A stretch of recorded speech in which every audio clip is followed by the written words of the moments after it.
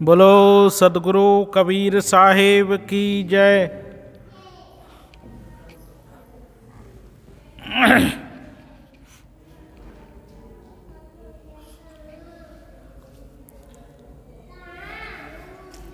ऐसे बच्चे को ज़्यादा बोलने ना दो।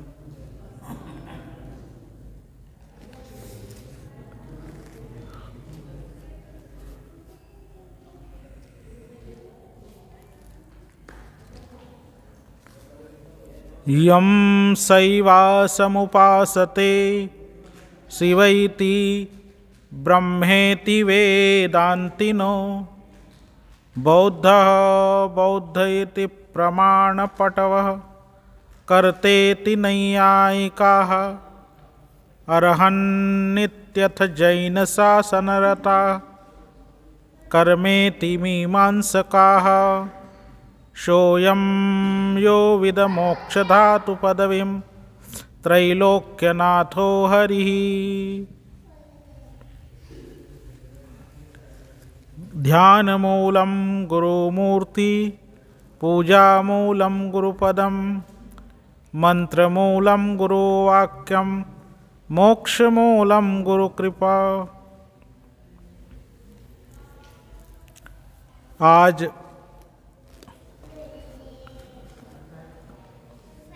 अगहन मास की मार्गशीर्ष मास की चतुर्दशी पूर्णिमा और अगहन उसी को मार्गशीर्ष मास को अगहन भी कहते हैं। अगहन मास की पूर्णमासी के दिन आप सब लोग आए। सदगुरु कबीर साहब कहते हैं, अगहन ऐसे आए जीवन में धीरज धरिए मन में, या जिंदगी का कौन भरोसा बिनस जाए छिन में। भरोसा साहिब का राखो होनी होए सो होए, भलाई करो झूठ मत भाखो। अगहन ऐसे आए जीवन में धीरज धरिए मन। अगहन का महीना आ गया और अगहन का महीना खत्म हो रहा, तो कहे कि धीरज धरिए मन में। जैसे ही अगहन लगता है यानी कि मार्गशीर्ष मास की शुरुआत होती है, ठंड जोर करने लगती, ठंडी तेजी पकड़ लेती है और जो कोई व्यक्ति ठंडी के समय में थोड़ा भी लापरवाही करता है तो ठंड से अस्वस्थ हो जाता है, बीमार हो जाता है। ठंड जुकाम हो जाता है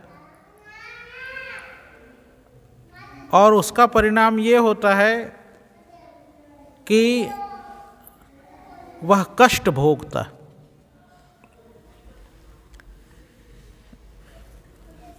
और अगर बुजुर्ग है तो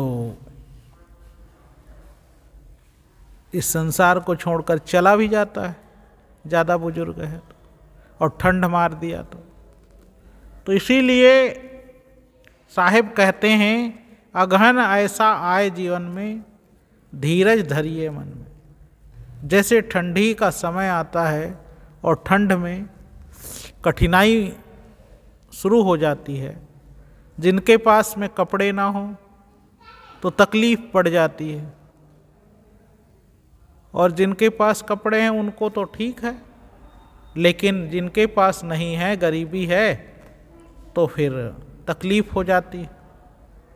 और तकलीफ इतनी बढ़ जाती है कि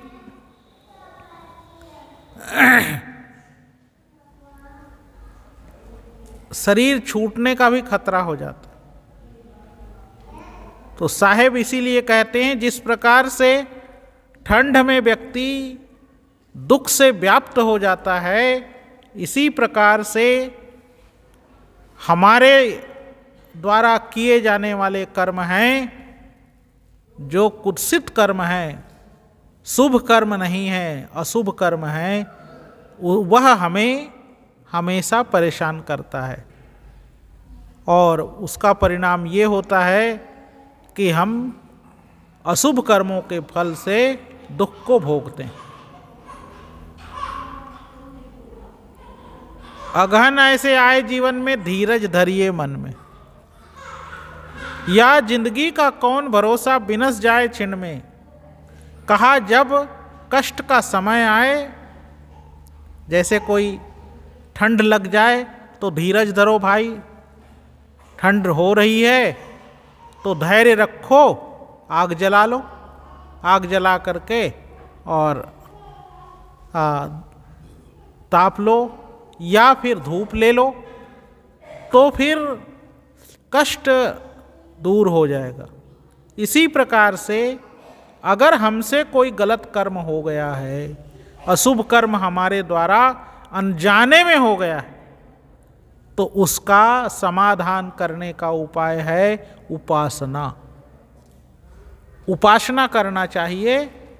उसके लिए हमें सद्गुरु से प्रार्थना करना चाहिए कि हे सद्गुरु, मेरे द्वारा अनजाने में गलती हो गई, मुझे क्षमा करो। जब कोई व्यक्ति उपासना करता है, प्रार्थना करता है, आराधन करता है और दिल से क्षमा मांगता है, तो सद्गुरु उनके ऊपर करुणा करते हैं। ए लड़की, चुप रहो, बोलो नहीं, बैठ जा चुपचाप। तो सद्गुरु उनके ऊपर करुणा करते हैं और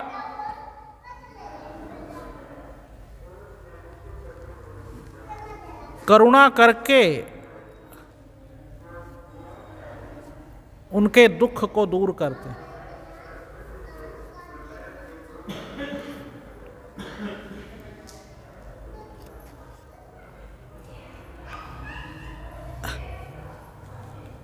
दुख जब दूर हो जाता है तब पुनः सुख की प्राप्ति होती है, और अगर दुख बढ़ जाए तो फिर दुख के बढ़ने से व्यक्ति अति कष्ट को प्राप्त करता है। साहिब कहते हैं, या जिंदगी का कौन भरोसा, बिनस जाए छिन में। भाई, ये शरीर है, ये बहुत नाजुक है, ये मत समझ लेना, ऐसे पैर ना करो। यहाँ आए हो यही तो सीखो, कम से कम पीछे जाओ, वहाँ पीछे बैठो।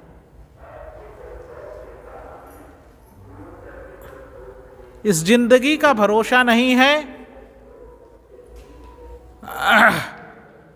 और क्या पता है यह जिंदगी आज है कल ना रहे,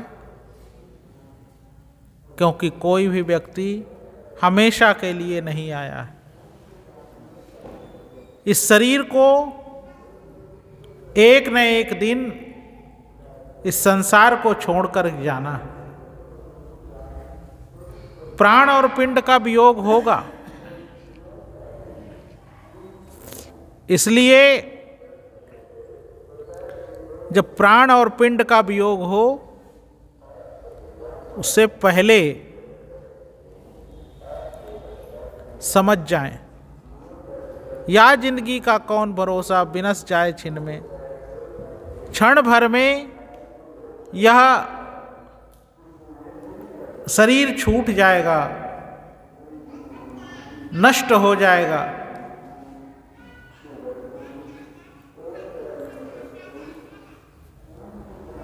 इस संसार में केवल अगर भरोसा है, भरोसा रखते हो, तो सद्गुरु का भरोसा रखो, साहिब का भरोसा रखो, क्योंकि साहिब ही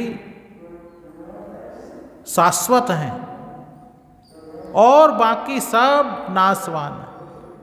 स मतलब शरीर, ह मतलब हृदय और ब मतलब बसा हुआ। जो हमारे शरीर के हृदय में बसा हुआ है उसी का नाम साहिब है। वह शाश्वत है, वह सदैव रहने वाला है। लेकिन ये जो खोल है, बाहरी खोल, आवरण, ये क्षणभंगुर है। आज है, कल नहीं रहेगा। तो इसलिए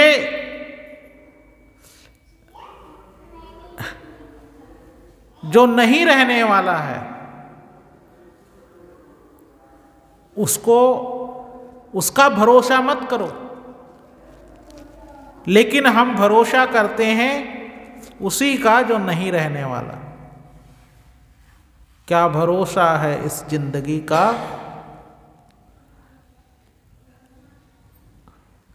इस संसार में इस जिंदगी का क्या भरोसा? साथ देता नहीं आदमी का। क्या भरोसा है इस जिंदगी का? साथ देता नहीं आदमी का। मनुष्य का साथ देने वाला ये शरीर नहीं है। ये आज है, कल चला जाएगा। इसलिए अगर भरोसा करना है तो भरोसा साहिब का रखो। होनी होए सो होए भलाई, कहो होनी होए सो होए भलाई करो, झूठ मत भाखो। जो कुछ करना है तो अच्छा करो। जो होनी है वो तो होना ही है। होनी बलवान है, वो तो होगा ही, उसको कोई रोक नहीं सकता। इसलिए झूठ मत बोलो, झूठ मत भाखो। जो कुछ करना है अच्छा करो।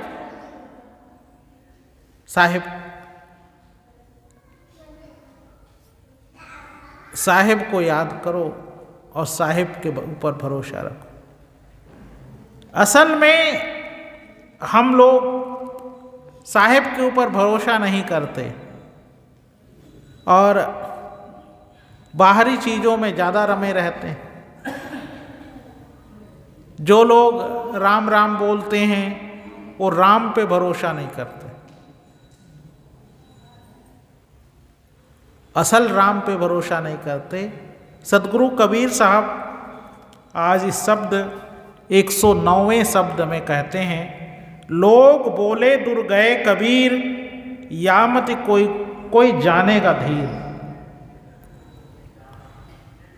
दशरथ सुत त्यों लोक ही जाना, और राम नाम का मर्म न आना। जहि जीव जान पराजस लेखा, रजुका कहे उरग संपेखा। यद्यपि फल उत्तम गुण जाना, हरि छोड़ मन मुक्ति उन्माना। हरि आधार जसमीन ही नीरा, और जतन कछु कहें कबीरा।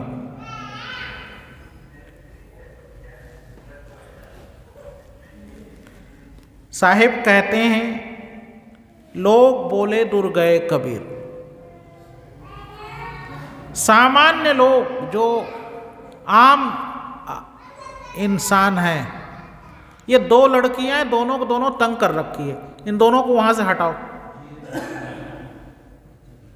किसी को सुनने नहीं देगी ना बोलने नहीं देगी। छोटे बच्चों को ना लाया करो।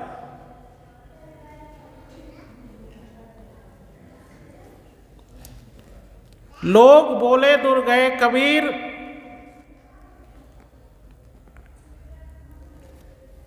लोग अर्थात सामान्य जन, सामान्य लोग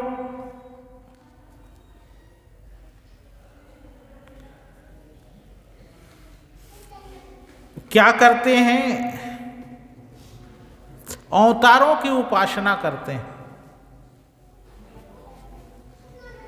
अवतारों की उपासना करते हैं और अवतारों की उपासना करके भक्त लोग ये कहते हैं कि जब वो इस संसार को छोड़कर चले जाते हैं तो लोग कहते हैं वो दूर चले गए, मुक्त हो गए। आमतौर से लोग कहते हैं ना, जो मर जाते हैं उनके बारे में, वो स्वर्ग में, हम नरक में।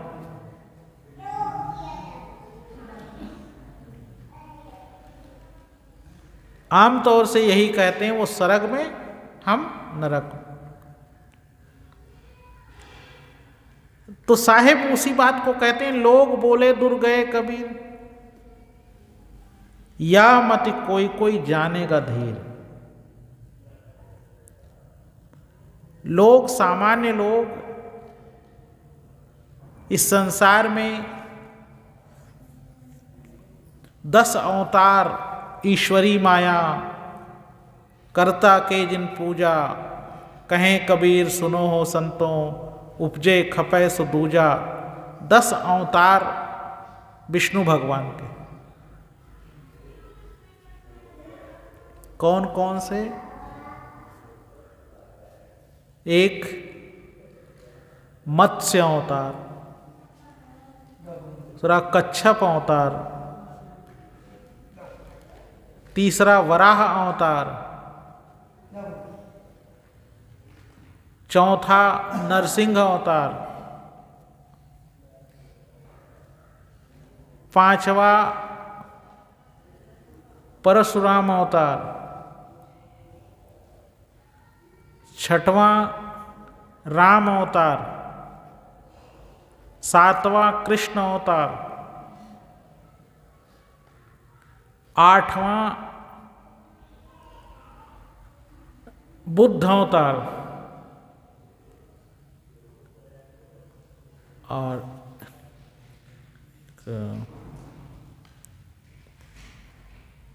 बुद्ध,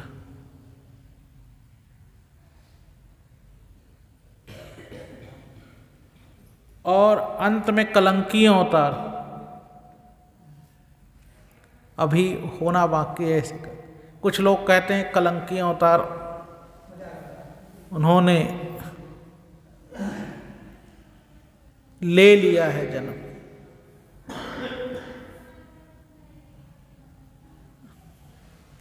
ऐसा कहते हैं। तो ये हाँ, एक अवतार में छोड़ दिया था, वामन अवतार। तो ये विष्णु भगवान के 10 अवतार हैं। ऐसा कहा जाता है कि सबसे पहले जब ये संसार जलमग्न था तो मत्स्य अवतार धारण करके मनुष्य इत्यादि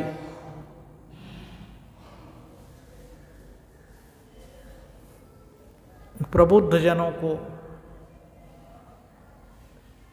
एक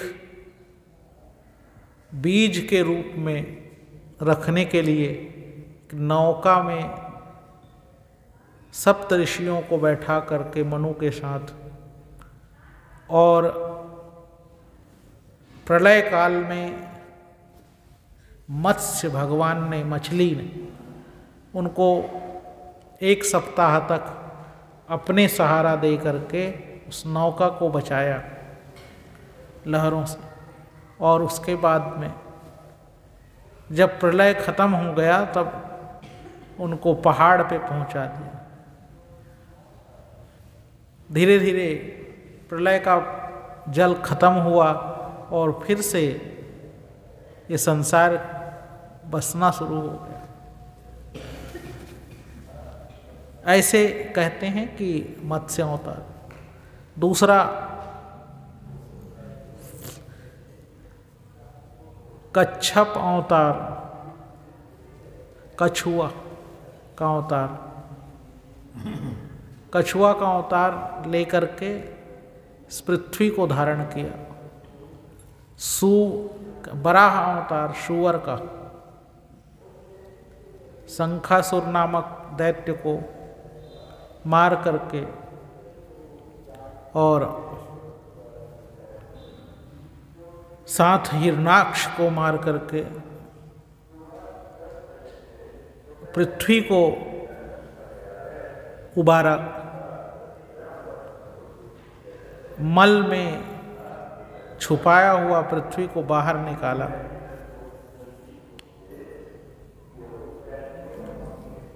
फिर उसके पश्चात नरसिंह अवतार आतताई हिरण्यकश्यपु को मारकर उसके उदर को फाड़ कर प्रहलाद की रक्षा की और अपने भक्त को बचाया। फिर उसके पश्चात राजा बलि जब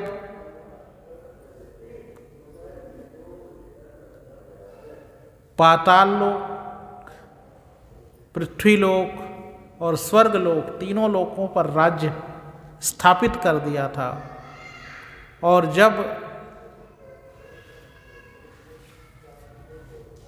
देव दानव और देवताओं में मनुष्यों की स्थिति डामाडोल हो गई थी, तब वामन का अवतार धारण करके 3 पग भूमि बलि से मांगकर और 3 पग में संपूर्ण भूमंडल को, पाताल लोक, जनलोक, तपलोक, पृथ्वीलोक, स्वर्गलोक इत्यादि सभी को माप करके बलि को पाताल पहुंचा दिया और पुनः पृथ्वी में मनुष्यों को पृथ्वी, स्वर्गलोक, देवताओं को स्वर्गलोक और राक्षसों को पाताल लोक दिया। फिर उसके पश्चात और धर्म का, नियम का प्रचार किया। फिर परशुराम क्षत्रियों के जब आतंक हो गया, तब विष्णु भगवान ने परशु राम का अवतार लेकर के अपने फरसा से क्षत्रियों का 21 बार विनाश करके और पृथ्वी का संतुलन बनाए रखा। उसके पश्चात राम अवतार रावण कुंभकर्ण जैसे भयंकर राक्षसों से के आतंक से आम जन को सुरक्षित रखने के लिए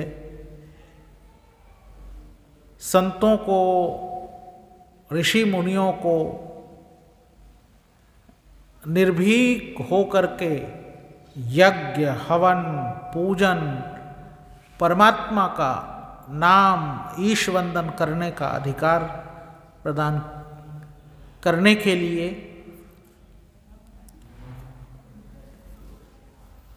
धनुष बाण उठा करके और अजताइयों का नाश किया। फिर उसके पश्चात जब द्वापर युग में छल, बल और कल बढ़ गया था, तब कृष्ण का अवतार लेकर के महाभारत किया, पहले रास रचाया और फिर भी 21,600 पटरानियों के रहते ही ब्रह्मचारी के रूप में रहे। ऐसे कृष्ण का अवतार। फिर उसके पश्चात जब हिंदुस्तान को शांति की जरूरत थी, तब भगवान बुद्ध का अवतार, और 10वां फिर कलयुग में कलंकी अवतार। इस तरह से 10 अवतार विष्णु भगवान के माने जाते। सदगुरु कबीर साहब लोग ये कहते हैं कि भाई सबसे बड़े देवता तो विष्णु जी हैं, विष्णु भगवान हैं, और विष्णु भगवान या उनके अवतारों की पूजा करने से, उनकी भक्ति करने से ही मुक्ति मिल सकती, साकेत लोक में निवास मिल सकता है। जो विष्णु का भक्त है वही मुक्त हो सकता है।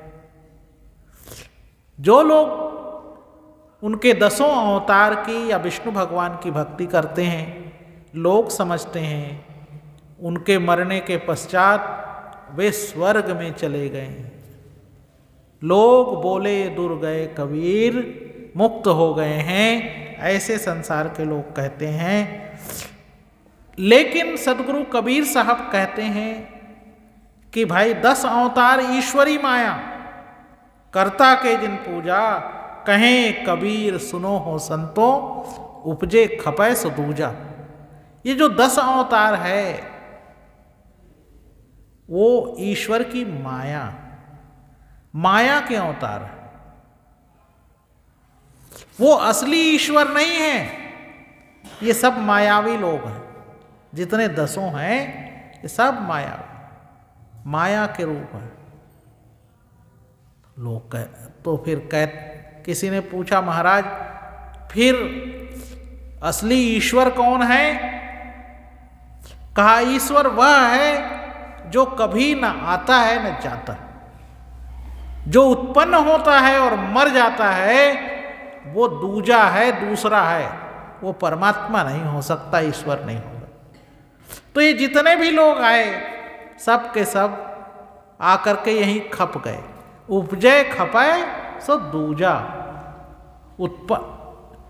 जन्म लिए और मर गए।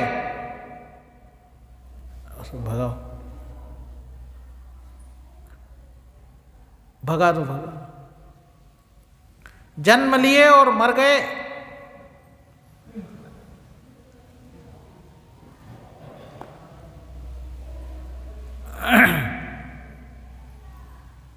तो वे परमात्मा नहीं हो सकते, वो ईश्वर नहीं हो सकते, वो दूसरे हैं।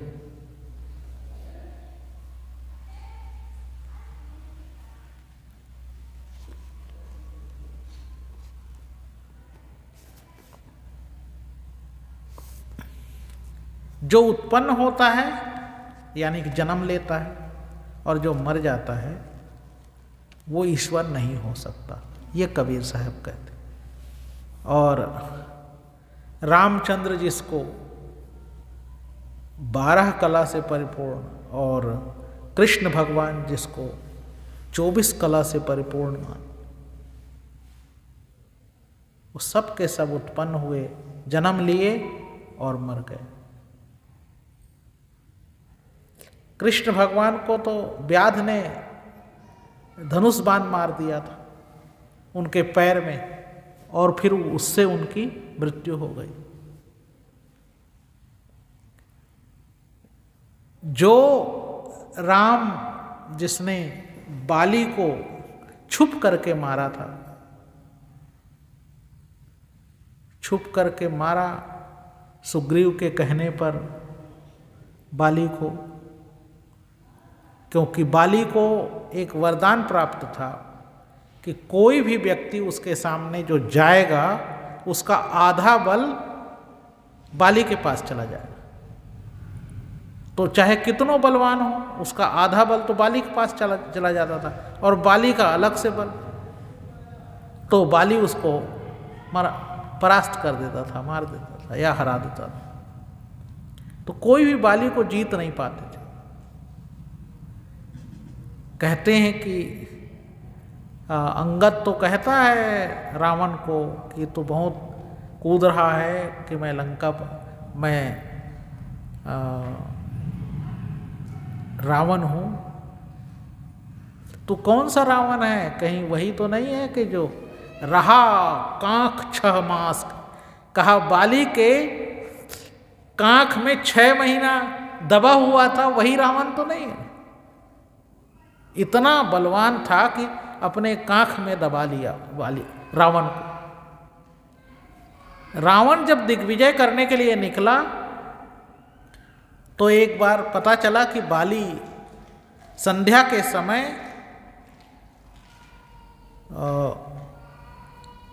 समुद्र के पास जाकर के सूर्य की उपासना कर रहा है।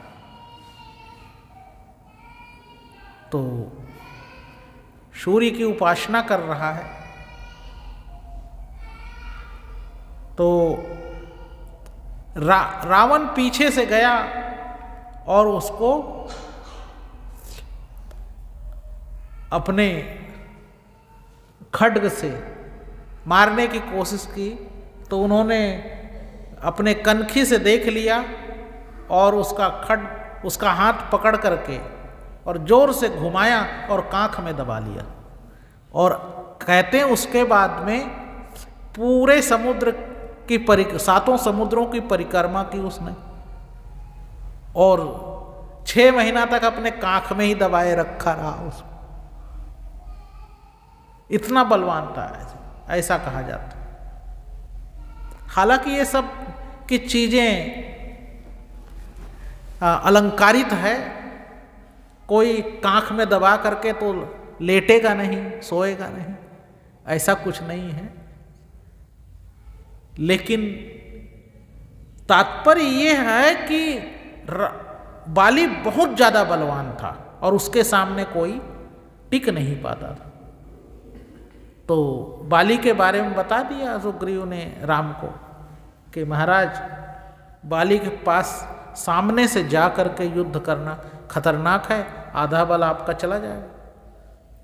तो कहा जाओ तुम युद्ध करो। उसके भाई को भेज दिया युद्ध करने के लिए, और पीछे से छुप करके ताड़ के पेड़ के पीछे से छुप करके मारा बाण, उसके हृदय बिध गया बाली का। फिर उसने देखा अरे मैं तो लड़ रहा हूं अपने भाई के साथ, ये दूसरा बाण कहां से आकर के मुझे लगा।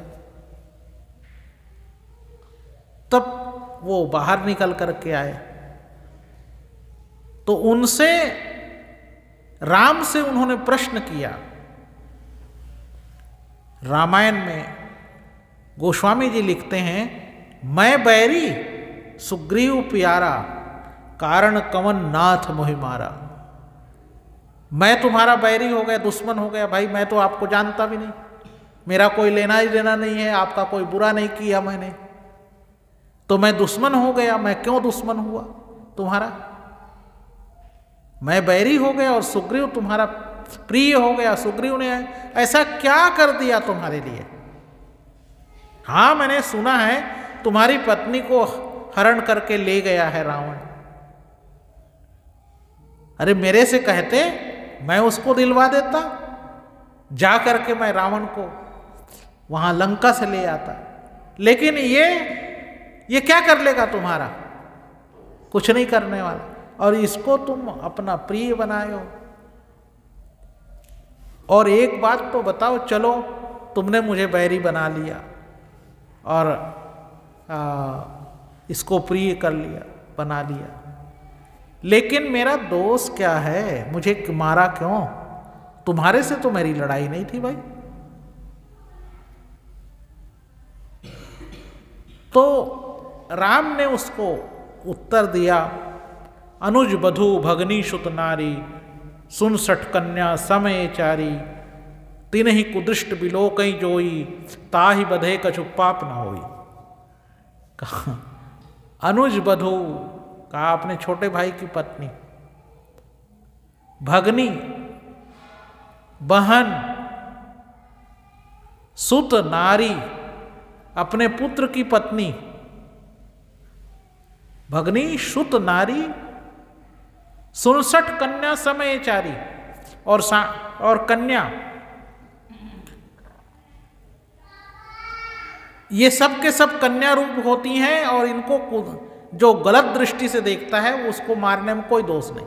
इसलिए तुमने अपने भाई की बहू की तरफ गलत निगाह किया, रूमा की तरफ, इसलिए तुमको मार दिया, कोई दोष।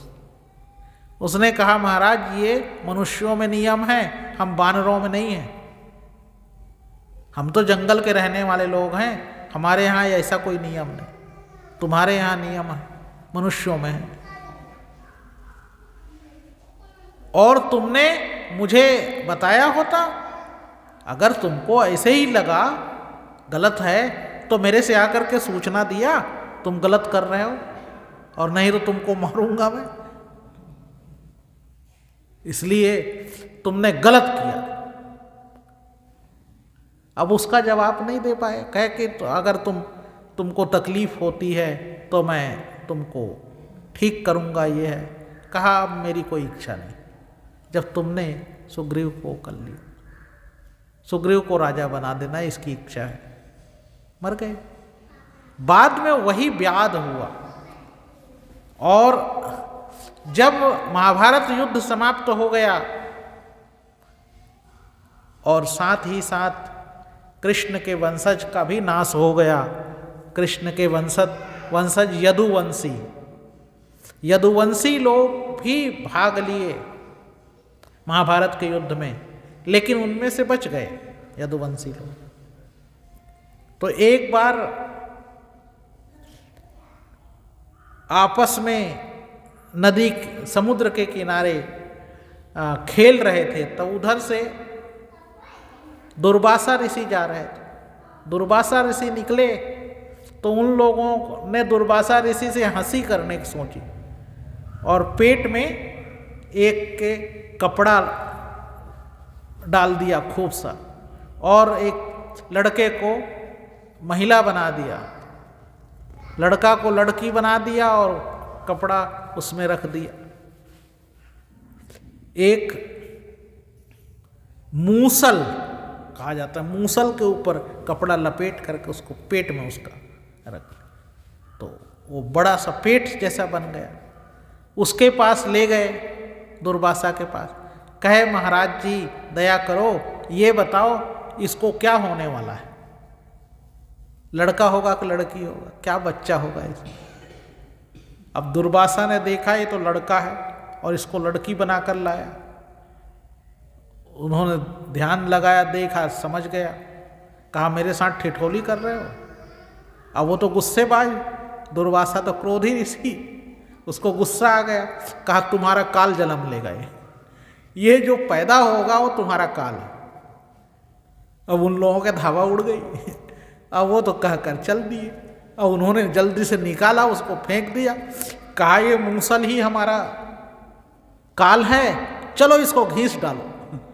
समुद्र के किनारे पत्थर में वो सब के सब लगे रहे, खूब बलवान तो थे ही यदुवंश, घिसते गए, पानी में वो बहता गया, उसका जो लोहे का कण है वो सब पानी में बहता गया, और बह करके आगे जा करके वो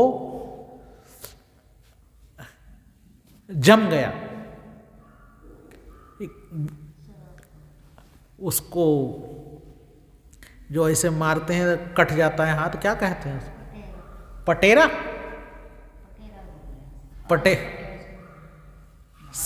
सरकड़ा कहते हैं, सड़कड़ा। तो उसमें धार होता है, तो वो सरकरा बन गया, और उसमें वही लोहे की तरह धार। एक दिन समुद्र किनारे किनारे जम गया। एक दिन सब लोग आपस में शराब पी करके, सोम रस पान करके आपस में लड़ने लग गए, और कहा तूने तो ऐसे मारा था उसको छल से, तू अपने आप को बहुत बड़ा योद्धा समझता है। एक दूसरे गाली देने लगे। अब वो एक दूसरे को मारने के लिए दौड़े, तो वहाँ कुछ था नहीं, वो सरकड़ा को खींच के उखाड़े और एक दूसरे के ऊपर वार करना शुरू, और सारा का सारा यदुवंशी मर गया कटकर। इस तरह से यदुवंशियों का नाश हो गया। और जब यदुवंशियों का नाश हो गया तो कृष्ण ने देखा कि भाई तो बड़ा खराब है, ये तो दुर्वासा के कोप था, साथ साथ गंधारी का भी श्राप था, तो इसलिए अब इनका भी समापन हो गया। तो वो बड़े दुखी थे। अर्जुन उनके साथ था। अर्जुन ने कहा कि अब क्या करें। कहा चलो ये नंदन वन है, इसमें थोड़ी देर आराम कर लेता हूँ, मेरी इच्छा हो, मैं थक गया हूँ। तो अर्जुन बैठ गया और उसके गोद पे सिर रख करके, पैर के ऊपर पैर रख करके कृष्ण लेट गए। उनके पैर में पदुम लगा हुआ था। उस सूर्य की किरणें उस पर पड़ने से तेज चमक रही थी।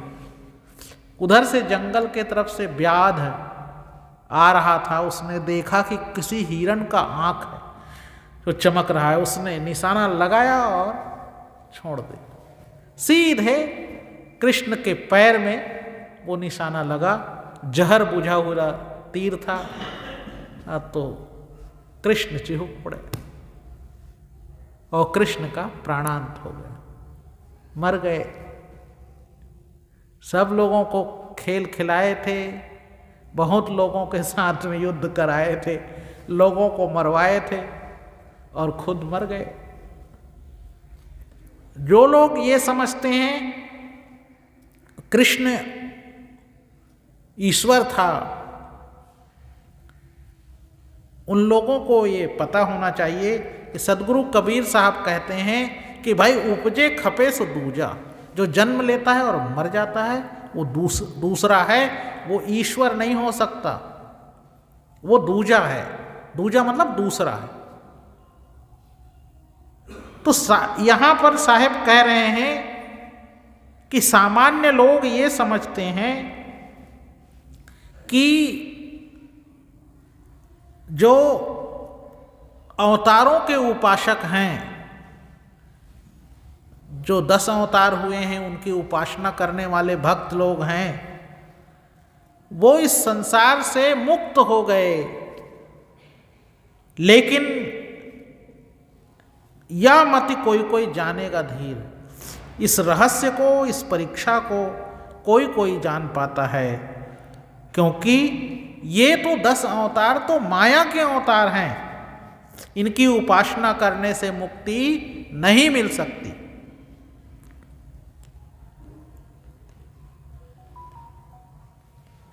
दशरथ सुत्ती लोकई जाना, राम नाम का मरम ना आना। साहिब यहां साफ खोल कर कहते हैं, लोग ये समझते हैं दशरथ के पुत्र राम भगवान थे, ईश्वर थे, लेकिन साहिब कहते हैं दशरथ सुत तिह लोक ही जाना। ये संपूर्ण संसार दशरथ के पुत्र राम को जानता है और उनकी पूजा भी करता है। लेकिन राम का वास्तविक अर्थ दशरथ सुत राम को पता नहीं था। नाम जरूर उनका राम था, लेकिन राम का अर्थ नहीं पता था। राम किसको कहते हैं? रमन्ते योगिनो यस्मिन निति रामा। जो शुद्ध चेतन हैं, जो सबके अंदर, जिसमें योगी लोग रमण करते हैं, जो सबके अंदर रमण कर रहा है, उसी का नाम राम है। रा और म, मैं कई बार बता चुका, म अर्थात माया और र अर्थात रमण करने वाला, जो अंदर बैठा हुआ है और जिसका संघात माया के साथ हो गया है। माया अर्थात खोल शरीर, और अंदर जो बैठा है, जिसकी वजह से ये शरीर जीवित है, इन दोनों को मिलाकर के राम शब्द बना, र और म करके। तो इसीलिए राम शब्द कहा गया है। और राम का अर्थ है शुद्ध चैतन्य। शुद्ध चैतन्य मतलब जिसमें कोई भी लेस मात्र भी मल विक्षेप आवरण नहीं है, वही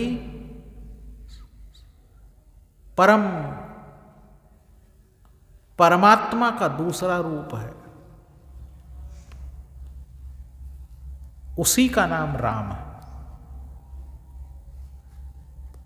उसको जो लोग अंतर यात्रा करते हैं वही जान पाते हैं, दूसरे लोग नहीं जान पाते। हृदय बसे तेहि राम न जाना, इसी को गीता में कहा गया है, एको देवः सर्वभूतेषु गूढ़ः साक्षी चेता केवलो निर्गुणश्च। वह एक देव सभी संसार के भूत प्राणियों में गूढ़ रूप में, विशिष्ट रूप में, साक्षी भाव से, साक्षी उसको कहते हैं जो किसी का पक्ष नहीं लेता। साक्षी मतलब निर्लेप, साक्षी मतलब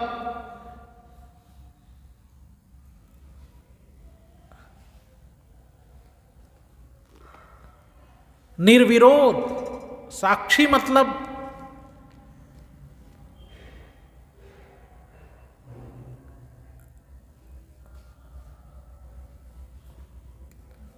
जो किसी का पक्षकार ना हो, निष्पक्ष।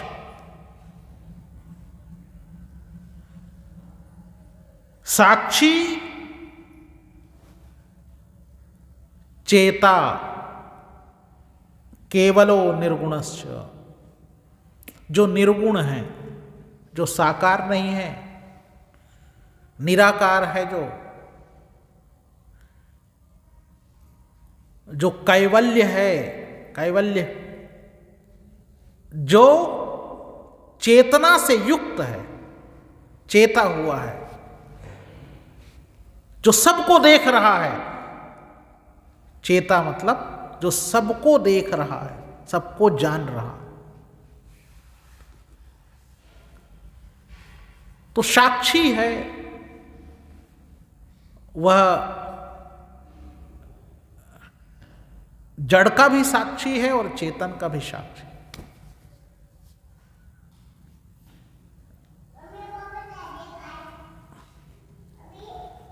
तो दशरथ सुत ही लोक ही जाना, राम नाम का मर्म नाना।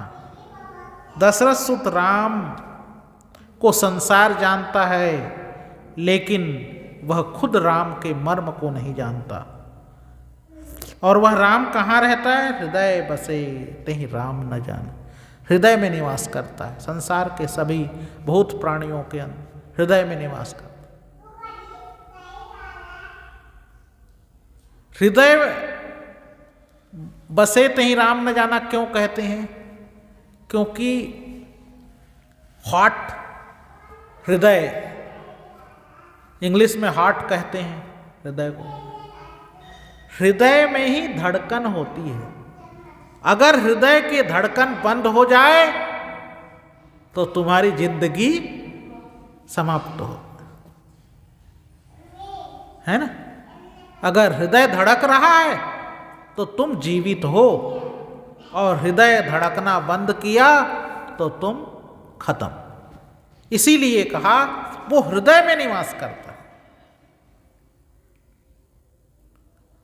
हृदय में निवास करता है, ऐसा क्यों कहा? क्योंकि कोई भी बात होती है तो आदमी कहता है, ये कोई अगर अच्छी बात कहें तो, और कोई ठोकर लगने वाली कठोर बात कहें तो आदमी दिल पे ही लेता है। हृदय दिल को ही कहते हैं। उर्दू में दिल कहते हैं, हिंदी में हृदय कहते हैं, और इंग्लिश में हार्ट कहते हैं। तो हृदय में ही निवास करता है वह राम।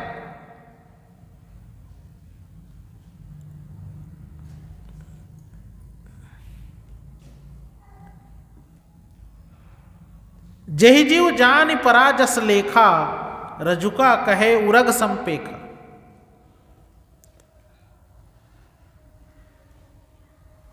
यह ठीक है कि भ्रम की वजह से, भ्रम के कारण से जो जैसा देखता है और जो जैसा जानता है वैसा कहता है। जेहि जीव जानि पराजस लेखा, रजुका कहे उरग सम। जिसने जैसा देखा उसने वैसा बयान किया, जिसको जैसा महसूस हुआ वो वैसा कह दिया। आप चले जा रहे हैं, रात अंधेरी है, सामने रस्सी पड़ा हुआ और आपने दूर से देखा। अब अंधेरी रात में रस्सी पड़ी है तो आप कहेंगे सांप, सांप है, पीछे हट जाएंगे, डर जाएंगे, क्योंकि भ्रम हो गया। आपने महसूस किया, आपने ऐसा जाना कि ये सांप है, तो आप डर गए, आप ठिठक जाएंगे। लेकिन जैसे ही कोई प्रकाश हो जाए और आपको दिखाई पड़े ये रस्सी है, साफ जब प्रकाश हो जाए तो दिखाई पड़े तो रस्सी दिखाई देगा, तो आपका भ्रम दूर हो जाएगा। इसी तरह से भ्रम की वजह से, माया के फैलाव की वजह से आंखों के सामने भ्रमात्मक बुद्धि छा जाती है। जब माया अपना खेल दिखाती है तो व्यक्ति भ्रम से व्याप्त हो जाता है, और भ्रम से व्याप्त होने के कारण से जो उसको दिखाई देता है वो नहीं होता जो सचमुच में होता है। जो इसीलिए ज्ञानी जन कहते हैं जो दिखता है वो होता नहीं, और जो नहीं दिखता है वो होता है। अब देखो,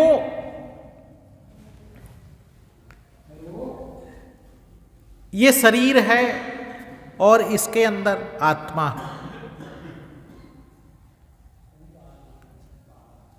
अब आप कहेंगे आत्मा तो कहीं दिखाई नहीं दे रहा है, तो जो कुछ करता है वो शरीर ही करता है, शरीर से ही होता है। शरीर खा रहा है, शरीर पी रहा है, शरीर कर रहा है, जो कुछ कर रहा है सब शरीर कर रहा है। तो इसलिए मर गए, शरीर खत्म तो बात भी खत्म, मामला खत्म, कुछ नहीं है। तो ऐसे भी सोचने वाले इस संसार में बहुत से लोग हुए। उन्होंने कहा कि यावत जीवेत सुखम जीवेत नास्ति मृत्युर गोचर। यावत, जब तक जीवो और सुख से जीवो और ऋण करके घी पियो। जब तक जीते हो खूब सुख से जियो, काहे के लिए दुखी होना। अगर पैसा नहीं है तो कर्ज करके घी पी लो। अगर भस्मीभूतस्य देहस्य पुनरागमनम कुतः, अरे कहा मरने के बाद में चिता में भस्म हो जाएंगे, फिर किसका उधार देना है, तो सब मामला खत्म। कौन उधार देगा? कोई कुछ देने वाला नहीं, क्योंकि आदमी को एक दिन तो खत्म हो जाना है, भस्म। ये देह को, देहादिवादी जो लोग हैं, देह को सब कुछ मानने वाले लोग हैं, वो ऐसा कहते हैं। लेकिन जो लोग कहते हैं कि देह के इतर और है, आत्मा है, वो लोग ये कहते हैं कि भाई अगर आत्मा ना हो तो शरीर तो खोल मात्र है, तो जो कुछ कर रहा है वो तो आत्मा कर रहा है, आत्मा के द्वारा हो रहा है। आत्मा ना रहे तो शरीर क्या कर सकता है? ये तो एक उंगली हिल भी नहीं सकती। आदमी एक सांस भी नहीं ले सकता। कहते हैं ना कि अगर वो परमात्मा ना चाहे तो एक सांस भी नहीं ले। वो परमात्मा वो नहीं, ये अंदर वाला परमात्मा अगर ना चाहे तो एक सांस भी नहीं ले सकते, क्योंकि वो निकल जाएगा तो सांस कहां से लो। एक कदम भी नहीं चल सकते, बोल भी नहीं सकते, होठ हिल भी नहीं सकता। तो इसीलिए लोगों ने कहा जो कुछ कर रहा है सब भगवान, अंदर वाला भगवान कर रहा है, अंदर जो बैठा भगवान है वही कर रहा है। तो कहा क्या, मारने वाला है भगवान और बचाने वाला है भगवान। सब लोगों ने जो कुछ कर रहा है वही भगवान ही कर रहा है, किसी का और दोष नहीं। भाई जो कुछ कर रहा है सब भगवान कर रहा है, फिर दोष किसका? फिर तो किसी का दोष नहीं। चोरी भी भगवान कर रहा है और लोगों को खिला भी भगवान रहा। कहा नहीं ऐसा नहीं है, ऐसा नहीं है। तो कहा कैसा है फिर? भगवान चोरी नहीं करता, भगवान हत्या नहीं करता, किसी को मारता नहीं, किसी को दुख नहीं देता। तब ये सब हो रहा है वो क्या है? कहा जब आत्मा मन के अधीन हो जाता है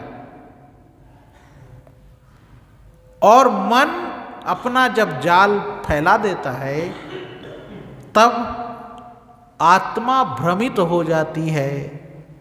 यह मल विक्षेप और आवरण से ग्रसित होने की वजह से मात्र सुखानुभूति करने के लिए, सुख की अनुभूति करने के लिए यह दूसरे का अहित करता है और उसी के परिणाम स्वरूप कष्ट को भोगता है। अनेक जन्म को ले करके कष्टों को भोगता है।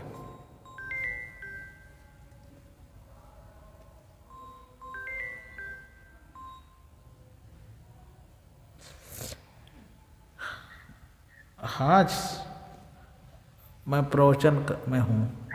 हेलो, कहाँ आ गए? मैं सरसामा आ गया। अच्छा, अब अभी तो चलो किसी को भेज देते हैं। वहाँ कहाँ पर हैं आप?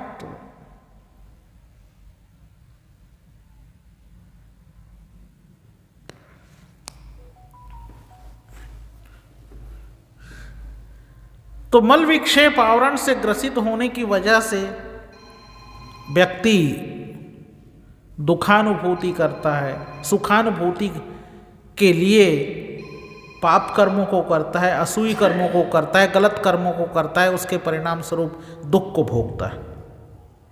तो साहिब कहते हैं, जहि जीव आन जान परा जस लेखा, जो जीव जैसा जानता है रजुका कहे उरग संपे, और जो जैसा समझता है इस संसार में, वो भ्रम की वजह से वैसा ही करने लगता है। जाकी रही भावना जैसी, और प्रभु मूरत देखी दिन तैसी।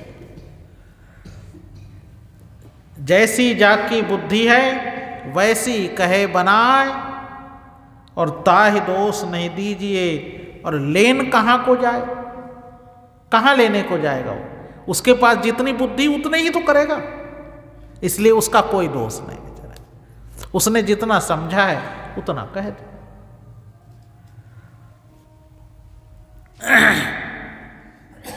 यद्यपि फल उत्तम गुण जाना, हरि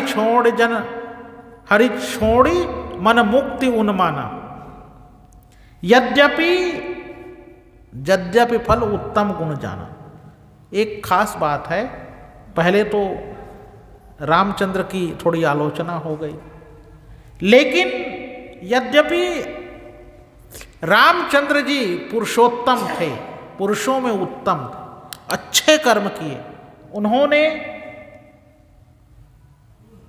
एक पुत्र की मर्यादा स्थापित की, एक राजा का सुंदर मर्यादा उसने स्थापित किया, जीवन में सारे दुख को सहन किया, लेकिन खुद दुख भोग करके दूसरों को सुख दिया। यहां तक कि अपनी पत्नी का भी परित्याग कर दिया एक धोबी के कहने पर।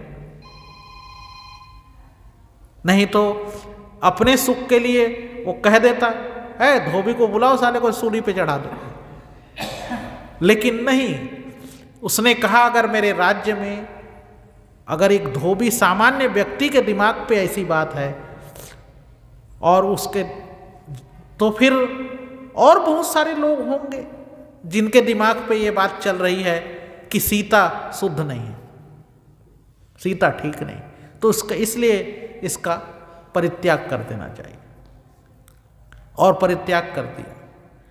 हालांकि जीवन भर दुखी रहे, जानते थे सीता ठीक है सब कुछ, क्योंकि राम और सीता की चर्चा होती है सीता हरण से पहले। गोस्वामी जी कहते हैं कि सीता से कि हे सीते तुम अग्नि में प्रवेश कर जाओ, क्योंकि मुझे कुछ लीला करना। तो सीता अग्नि में प्रवेश कर जाती है और वहां पर छाया रूपी सीता को छोड़ देती है। उसमें गोस्वामी जी लिखते हैं यह मरम लक्ष्मण नहीं जाना, लक्ष्मण उनके साथ रहने वाला व्यक्ति भी नहीं जान पाता कि ये वो सीता नहीं है, और उसी सीता का अपहरण रावण करता, और इसलिए उसमें तो कोई दोष लगने वाली बात ही नहीं। ये जानता है राम, फिर भी चूंकि उसके राज्य में एक जगह से आवाज उठी है कि सीता इतने साल भर तक रावण के पास रही, और फिर भी राम उसको अपने घर ले आया। तूने मुझे राम समझ रखा है क्या? तू सारी रात भर बाहर रही है, भाग जा यहां से, मैं नहीं रखता तुझे। तो ये छोटी सी बात पे राम सीता को वनवास दे देता। इसीलिए राम को पुरुषोत्तम कहा गया है, पुरुषों में उत्तम। उसने अपने सुख की परवाह नहीं की, जो अपने सुख की परवाह ना करके दूसरों की सुखों को समझता है वही पुरुषोत्तम है। यद्यपि गुण उत्तम उत्तम गुण जाना, हरि छोड़ी मन मुक्ति उन्माना। लेकिन फिर भी हृदय निवासी राम निज पद से विमुख होने की वजह से मन मुक्ति उन्माना, हरि छोड़ी निज पद मुक्ति पद को से उन्मुख होने की वजह से हरि अर्थात वह राम मुक्ति से विमुख रहे, इसलिए वो पूर्ण परमात्मा नहीं हो सकता, ईश्वर नहीं माने जाए। हरि आधार जस मीन ही नीरा, और जतन कहूं कछु कहाँ ही कबीरा। हरि आधार जस मीन ही नीरा, जैसे मीन मछली पानी के आधार में रहता है, उसी प्रकार से जो उपासक होते हैं, श्रद्धालु लोग होते हैं, उपासना करने वाले होते हैं, अनुयायी होते हैं, वो अपने हरि के आधार पर रहते हैं। हरि आधार जस मीन ही नीरा, और जतन कछु कहें कबीरा। और इस संसार में इसीलिए जैसे उनको बतलाया गया है वही बात वो कहते हैं। जो संप्रदाय जैसा कहता है उसके मानने वाले वैसे ही कहते हैं, इसमें उनका कोई दोष नहीं। अगर आप कबीर पंथ में आ रहे हैं तो साहिब कहते हैं, साहिब बंदगी कहते हैं, सत्य पुरुष परमात्मा कहते हैं, क्योंकि जो आपको सिखाया गया वो आप कहते हैं। अगर आप रामानंदी संप्रदाय में जाते हैं तो राम राम कहते हैं, राम ही ईश्वर है कहते हैं, क्योंकि वही उनको बतलाया गया। अगर आप सन्यासियों में चले जाते हैं, वहाँ गिरिपुरी, भारती, वन पर्वत, अरण्य इत्यादि जितने भी हैं 10 सन्यासी, उसमें आप चले जाते हैं तो हरि ओम, ये क्या शिवो हम कहते हैं। उस शिव ही है जो कुछ है, इस संपूर्ण संसार के परमात्मा शिव जी ही है और कोई नहीं है, यही कहे, क्योंकि वही उनको सिखाया गया। और जतन कहूं कहे कबीरा, कबीरा मतलब जीवात्मा, लोग, संसार के लोग, संसार के लोग, कबीरा लोग, अज्ञानी जीव, जो उनके संप्रदाय में सिखाया जाता है वही वो कहता है। इसलिए उनका कोई दोष नहीं है।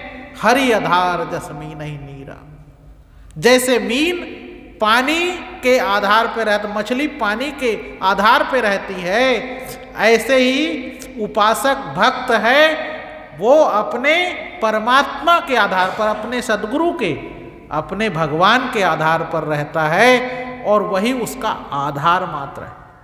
इसलिए उनका कोई दोष नहीं है, ऐसे सद्गुरु कबीर साहब कहते हैं। तो इस संसार में सच्चाई क्या है, इस बात को जानना बहुत महत्वपूर्ण है। सच्चाई यही है कि हमारा जीवन क्षणभंगुर है और इसके अंदर जो बैठा हुआ आत्मा है वही शाश्वत है, वही हमेशा रहने वाला है।